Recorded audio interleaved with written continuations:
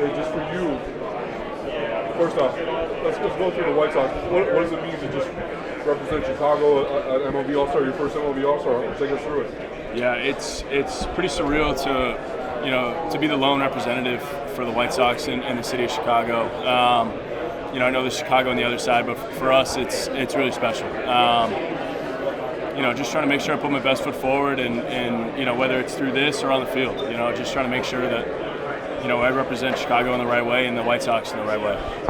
Just for you, maybe there's some guys that are here, but who are some of your favorite pitchers to watch around the league?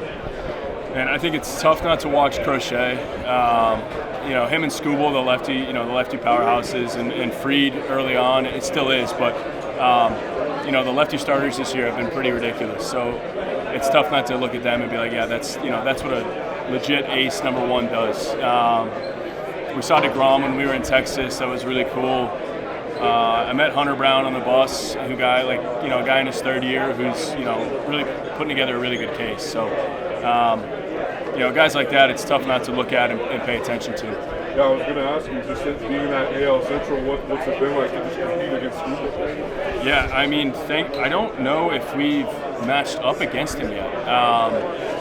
But a guy like Casey Mize, who's also here, who we've seen twice now, who's, I think just guys like that who've been there for a couple of years, and, do they have great, is every year the same for them? No, but you see the growth and you see the progression of what that looks like over the course of a career, and helps you realize that it doesn't happen in 1 year, but you can do those things if you keep stacking good days and good years. To see a legend like Clayton Kershaw, maybe potentially this be his last All-Star. Yeah.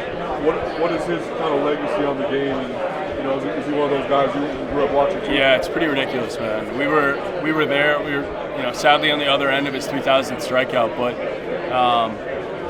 Somebody like that who's done it for so long, so consistently, you just don't realize, we don't know how many more we have left in a game like that. Just the way things are going, average service time is down, guys aren't playing, 20 years as much anymore. So, you have to realize and appreciate kind of what that is for what it is, and it's really special. And what was that conversation in Texas with DeGrom like? Did y'all get to? I didn't get to talk to him.